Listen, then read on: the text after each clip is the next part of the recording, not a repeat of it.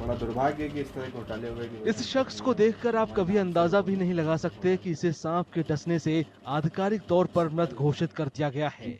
सरकारी दस्तावेज के मुताबिक मध्य प्रदेश के सिवनी जिले के मलारी गांव के रहने वाले संत कुमार बघेल का नाम मृतक के तौर पर दर्ज है। यही नहीं, इनके नाम पर कई लाख रुपए का सरकारी मुआवजा पहले ही दिया जा चुका है।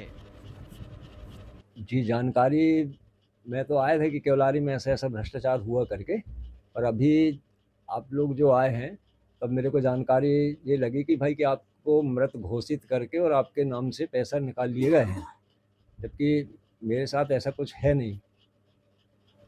लेकिन इस तरह से जो भ्रष्टाचार उन लोगों किया है, क्या मांग करते हैं आप? हम तो सरकार से यही मांग करते हैं कि ऐसे भ्रष्ट अधिकारी कर्मचारियों के ऊपर सख्त से सख्त कार्रवाई होना चाहिए, ताकि आगे इस प्रकार की गतिविधि में वो लिप्त न रह पाएं। यहाँ तक कि बघेल के परिवार ने भी इस बात की तस्दीक की है कि वो जिंदा हैं और स्वस्थ हैं। ये जानकर हर कोई हैरान है कि कोई शख्स केवल सरकारी मुआवजा पाने के लिए इस तरह का फर्जीवाड़ा कैसे कर सकता है। ये बताइए कि आपके गांव में कोई संत कुमार जी रहते हैं क्या, और ये क्या उनकी मौत हो चुकी है सांप आप काटने से क्या? हाँ, रहते हैं। वो मेरे भतीजे हैं।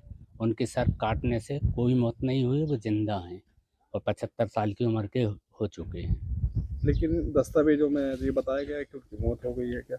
जी नहीं, नहीं हुई है। सिवनी जिले की केवलारी तहसील में एक बड़ा घोटाला सामने आया है, जिसमें लोगों को सांप काटने जैसी घटनाओं का हवाला देकर गलत तरीके से मृत घोषित कर दिया गया, ताकि राज्य सरकार से मिलने वाले 4 लाख रुपए का मुआवजा फर्जी तरीके से लिया जा सके। जांच करने पे पाया गया जो प्राकृतिक आपदा के संबंध में देयक होते हैं, जैसे किसी व्यक्ति को सर्पदंश से मृत्यु होने पे 4 लाख रुपए मिलते हैं, प्राकृतिक आपदा होने पे तरह तरह के उनको राशियों का भुगतान किया जाता है। नदी में अगर कोई व्यक्ति डूब के मर जाता है तो उसको भी शासन के द्वारा मदद करने का प्रावधान है। अधिकांश देयक इसी से संबंधित है और इसमें फर्जी देयक तैयार करके कोषालय के माध्यम से इसका भुगतान किया गया। कुछ मामलों में धोखाधड़ी से मुआवजा पाने के लिए एक ही नाम के शख्स को कई बार मृत बताकर मृत्यु प्रमाण पत्र जारी किए गए हैं। ऐसा ही एक मामला द्वारका बाई का है, जो सरकारी रिकॉर्ड के मुताबिक बिछुआ रैयत गांव की रहने वाली हैं। इसमें 3 नाम ऐसे हैं जिनके नाम पे बार बार फर्जी आहरण किया गया है। द्वारका बाई है, उनके नाम पे 28 बार पैसा निकाला गया है 4 लाख रुपए के मान से। ऐसे एक श्रीराम है, एक राम प्रसाद जी है, इनके नाम पे भी ऐसे ही फर्जी देयक तैयार किए गए हैं। स्थानीय ग्रामीणों ने इस बात की पुष्टि की है कि द्वारकाबाई नाम की महिला उनके गांव में कभी थी ही नहीं। नहीं, इस गांव में इस नाम की महिला है ही नहीं। न सर्प ने ऐसे काटे की कोई जानकारी नहीं है उस महिला को, और उस महिला यहाँ रहती भी नहीं है ही नहीं, तो कहाँ से पता चलेगा? कितने साल की उम्र है आपके, जब क्योंकि कभी पहले भी अगर इस तरह की घटना कोई आई हो तो? मेरी 59 साल की उम्र है, पर 59 साल की उम्र में मैं ये नाम की महिला को पहली बार अभी आपके द्वारा सुन रहा हूँ, पर मैं रह रहा हूँ यहाँ जब से, इस नाम की महिला यहाँ नहीं। मेरे ग्राम पंचायत में जो नाम आप द्वारकाबाई बता रहे हैं, वो मेरे ग्राम पंचायत में इस नाम की कोई महिला नहीं है, और ना कोई किसी प्रकार की ऐसी मेरे गांव में दुर्घटना नहीं हुई, ना सांप ने काटा। अगर हमारे गांव में सांप काटते हैं या कोई बात होती तो पूरे गांव में यार फलाने आदमी सांप काट दे, फलाने आदमी सांप काट दे कह के मेरे यहाँ पुरानी पद्धति से कोई माने कि कोई सेपार गिरते हैं, वो गिरते हैं, इससे पूरे गांव में जानकारी होती।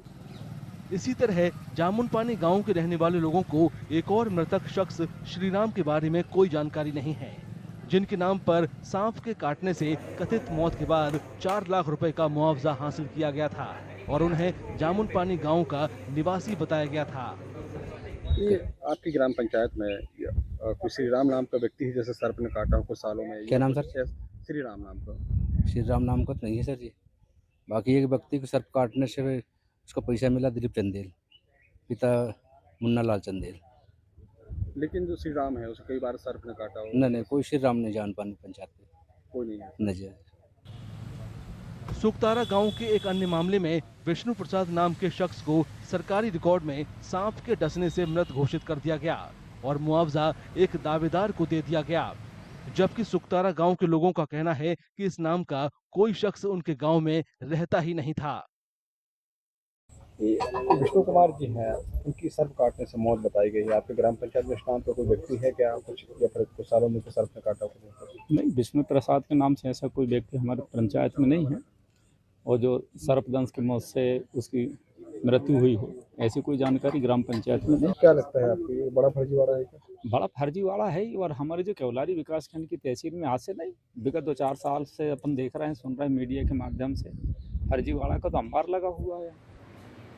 जांच अधिकारियों के मुताबिक धोखाधड़ी के दावे 2019 और 2022 के बीच किए गए हैं और इस अवधि के दौरान 47 अलग-अलग लोगों के बैंक खातों में 11 करोड़ रुपए की धनराशि बतौर मुआवजा जमा कराई गई है।